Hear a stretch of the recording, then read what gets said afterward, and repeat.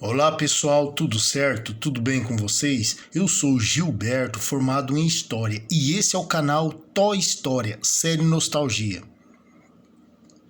Eu já trouxe aqui no Toy História 2 vídeos onde conto o caso de Maria das Dores e também a história, um resumo da história do meu avô, onde ele pede socorro para Tata e chamar o Zé Cristino. Então o título é Socorro, vai chamar o Zé Cristino. Tá aí os 2 vídeos disponíveis e vocês podem acessar.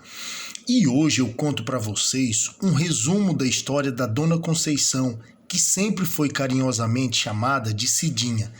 Essa é uma história, pessoal, bem singela, simples, de uma pessoa simples. E é muito importante para mim, minha mãe. Eu espero que você, de alguma forma, se identifique com essa história, beleza? Vamos lá, então? Minha mãe nasceu e viveu em Bauru, São Paulo, nos seus primeiros anos de vida. Então, em 1952, minha avó se encontrava gestante da minha mãe. E o meu avô, pai dela, que era negro e descendente de pessoas escravizadas, sofreu muito preconceito e discriminação por parte do meu bisavô, que era branco, e minha bisavó, descendente de espanhóis.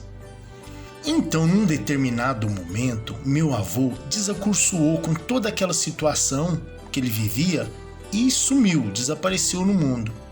É lógico que ao tomar essa atitude, ele não resolveu o problema e para piorar as coisas, ele criou um outro problema. Mas naquele momento, onde o racismo e o preconceito era muito mais presente e evidente no dia a dia das pessoas do que nos dias de hoje.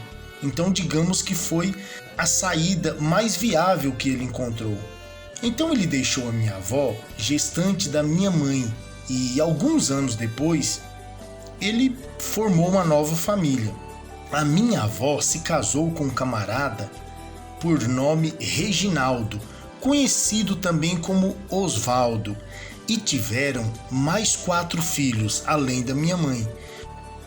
Benedito Adão Martins, Regina Eva Donizete Martins, Expedito Cícero e Roberto Martins. Eles eram de pele branca e só ficou minha mãe de pele escura no meio deles. Então, ela me contou que quando tinha 12 anos de idade, ela conheceu o meu pai, aquele que viria a ser o meu pai, que também era novinho, tinha 16, 17 anos, mas o seu padrasto não aceitava a união, porque o meu pai era negro. Depois eles se casaram, mesmo ela sendo de menor, alguém assinou para que ela pudesse se casar. Acho que o meu avô assinou, se responsabilizando, pelos dois, digamos assim. E segundo ela, eles casaram ali só com a cara e a coragem. Além, lógico, de uma trouxinha de roupas. E eles ficaram ali na casa dos pais dele, o meu avô. Então naquele tempo as coisas eram muito difíceis.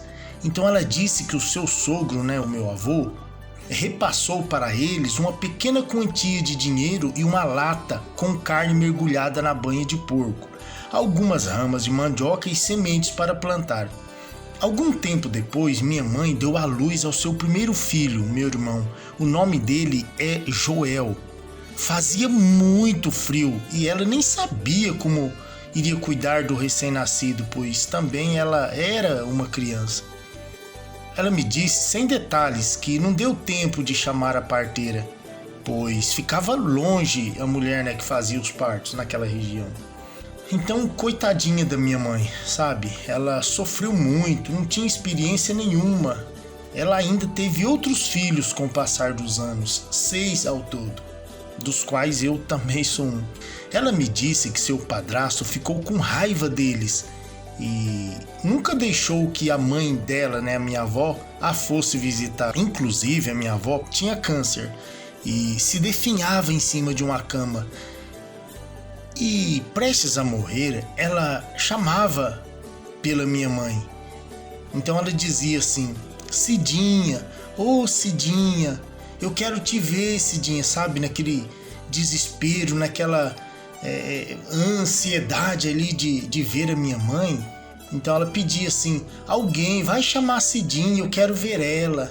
Na verdade, a minha avó também não simpatizava muito com meu pai, mas nessa situação em que se encontrava, pouco importava o orgulho, a cor da pele. Então, nesses momentos difíceis da vida, o que a pessoa mais quer é um abraço quente, sabe? Uma palavra de conforto, uma reconciliação, um pedido de perdão, não é mesmo? Então, ela precisava e queria ver minha mãe, pois sua hora estava chegando. Mas o seu Osvaldo, durão, vingativo, sistemático ali, e sem um pingo de sentimento, ele não permitiu que minha vozinha visse a minha mãe antes dela partir para o além. Então minha mãe só ficou sabendo, na verdade, do falecimento da minha avó uns 4 meses depois. Foi quando minha mãe teve uma melhora nas condições ali, né, na situação dela. Aí ela foi procurar minha avó, achando que estivesse viva ainda. Então, após a morte da minha avó, o seu Osvaldo pegou seus outros filhos e foi embora para outra região, sem falar o destino, né? Ele não disse para onde ia, para onde foi. E depois disso, minha mãe nunca mais teve contato com eles. Veio para o Paraná, né, juntamente com meu avô e sua família, e nunca mais voltou para a região em que eles moravam, lá em São Paulo. Ela, inclusive, já tentou por algumas vezes encontrá-los, né? Mas foi tudo em vão, ela não conseguiu, não teve sucesso. Aí, os anos e as décadas se passaram, minha mãe, que sempre foi uma guerreira, uma batalhadora, uma lutadora, então, juntamente com meu pai, ela sempre labutou, sempre lutou ali para nos dar uma boa educação. Por isso que eu estou contando essa história, porque eu me formei e ela me apoiou muito, me incentivou muito. Então agora contando, deixando registrado uma pequena parte da história, um resumo da história da vida dela. E isso eu também devo a ela nessa formatura. Então, muito obrigado, mãe. Seguindo aqui, pessoal, minha mãe, ela nunca recusou o tipo de serviço. Ela, com pouca instrução, pouca cultura, digamos assim, mas ela com muita vontade, muita garra, sabe? Muita força de vontade de defender a honra e a dignidade da família. Então ela trabalhou nos mais pesados e diversos tipos de trabalho.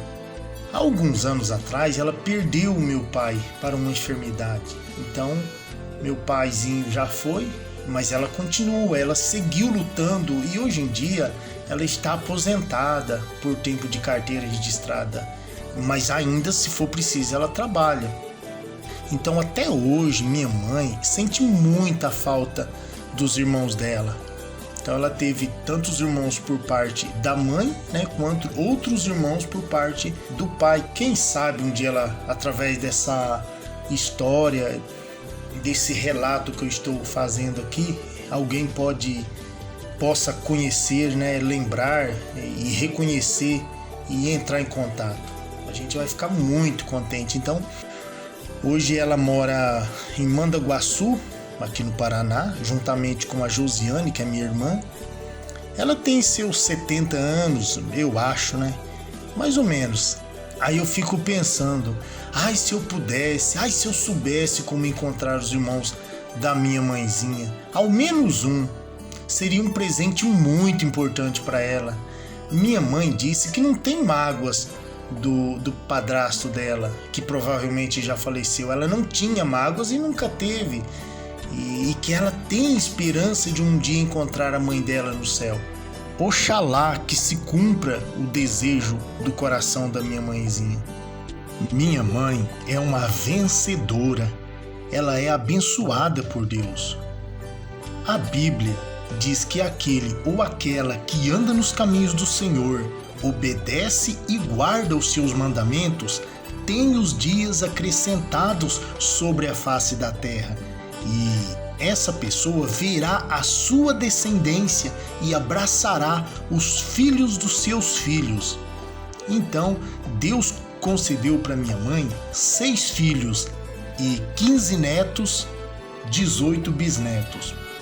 Tudo isso ela conquistou. Então eu posso dizer, somos abençoados por intermédio da minha mãe. Então, pessoal, finalizando essa história, esse resumo, você gostou dessa história? Você se identificou um pouco com ela? Principalmente na parte que eu falei de você ir lá abraçar a sua mãe? Eu agradeço a você que ouviu essa história atentamente até o final, meu muito obrigado.